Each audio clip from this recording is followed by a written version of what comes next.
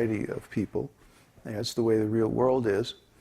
And the Western education just does not prepare students for that environment. They bring students up in this little artificial hothouse environment where they're always locked in a room with a bunch of people their own age and only one adult. But the real world is the other way around.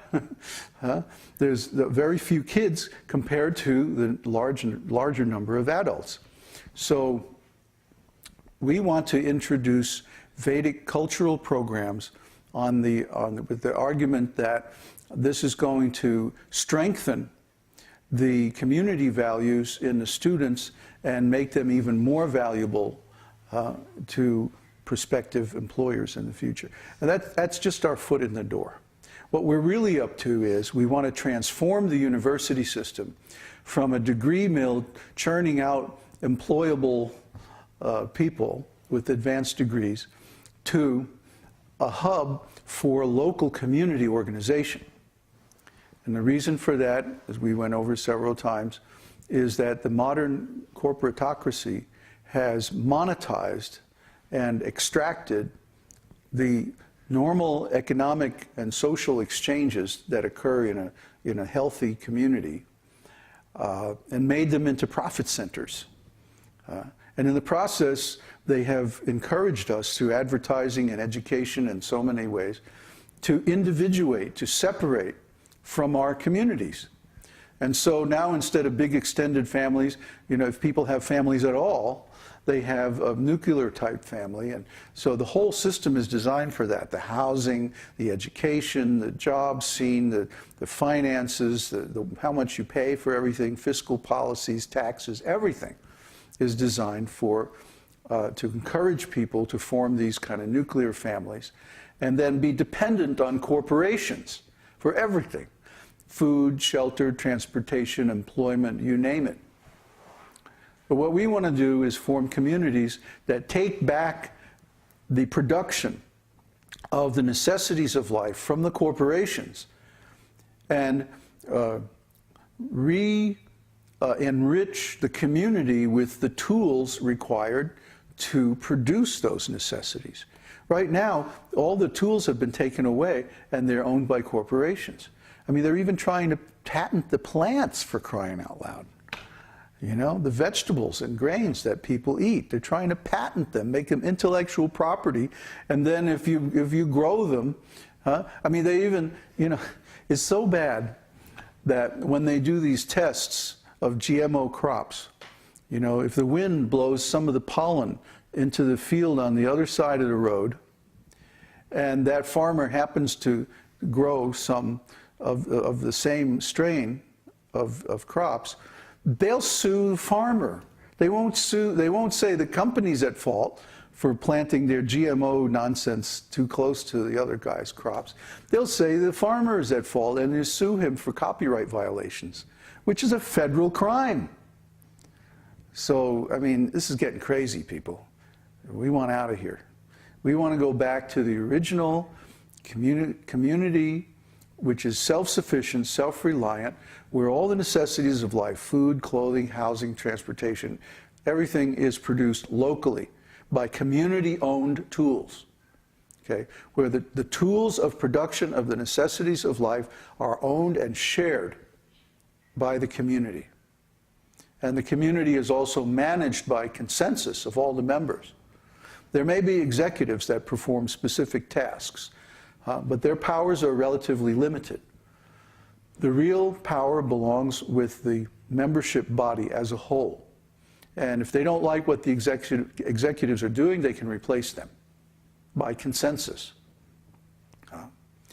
So we're working on this new type, well, it's actually a very old type of community, and which also embodies Vedic education and the Varnashram Dharma system, which is all too complicated to explain right now because I'm just trying to summarize everything.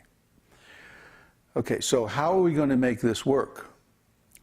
Our proposal is that we raise as much cash as we can now and take that with us to India while the dollar is still strong. Okay, we anticipate that over the next year or two, there's going to be a further economic breakdown in Western world. And of course, this is going to affect India, but not as much as it's going to affect us here in the US, Canada, Europe, and like that. So what we propose is to raise as much capital as we can and invest it in India in the gold. We're watching the prices, and it looks like there's going to be a little dip in the gold price coming up in the next few months before the next leg down of the market and the dollar and all that. So this is Krishna's arrangement. The timing is perfect. Gold may go down to 940, 920, even 900, and if there's a big peak in the stock market, which it looks like they might be trying to engineer, we could get gold, fairly cheaply, and we just want to sit with that until we get a bottom in the real estate market. Now, farmland in India, a foreigner cannot buy farmland in India. You have to have a local trust, local ownership of farmland. So our proposal is, and we have to run this by lawyers and the whole thing, but we think it'll work. Our proposal is to establish a trust. Now, what is a trust? Basically, a trust is called a fiduciary.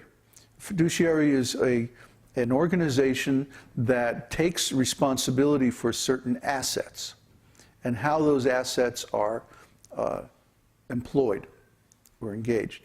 So what we're proposing is that we establish a trust in India, and there may be things like it has to have 51% of the board of Indian residents or something, or Indian citizens. I don't know exactly what the criteria are. But basically, we would write the bylaws of the trust so that the investment can only be spent for sacred projects, according to our community plan, which, if you haven't read it by now, read it. Because it explains all this stuff in far more detail than I could ever get into here, including our unique economic principles and so on like that, that keep the wealth inside the community and keep corporations from ripping us off. So we would write the bylaws of the trust in such a way that the investment that people make would only be spent for buying land and building a self-sufficient community on that land at the time when the land prices are at a solid bottom. Right now they're still in a bubble, and there's been a little bit of a correction in India. We've been tracking this now. And it looks like the land prices are coming down towards a reasonable value, but they're not there yet. They're still, wildly inflated because of speculation. And we found out recently from your brother, right, that there's been a lot of this unsecured lending in India. And basically that's how you make a bubble. You give people capital who don't really deserve it or can't really pay it back.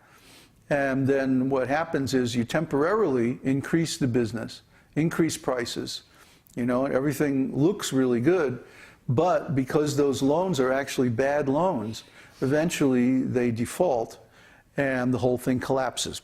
That's what's happening in the US market. So it's starting to happen in India, but I don't think they've really gone off the cliff just yet. But just wait a little bit. Because if they're doing that same nonsense there, they're going to have the same result. Anyway, so this is our strategy. We want to raise as much cash as possible, transfer it over to India into rupees. The exchange rate of dollars and rupees has been relatively constant for, 10 years or more. Right around 40, 50. Yeah. And compare that with Chile. The Chilean peso compared to the dollar, it's been all over the map. The dollar lost more than 20%, about 25%, just in the last 6 months compared to the Chilean peso, yeah. So, I was down there going to the ATM every day, getting these cheap dollars, And then, because when we came from Mexico to Chile, we lost a lot of money on the exchange rate at that time, because at that time the peso, or rather the dollar, was very expensive. It was 680 pesos. But then the dollar declined so much that when we changed our pesos back into dollars, we made it all back. We made about 20% on the exchange, even after all the fees and everything. So if we go into rupees now, I don't think we're going to really lose. And I found out, I verified, you have to change. When you transfer money, even if you, within the same bank, you can't keep your money in dollars.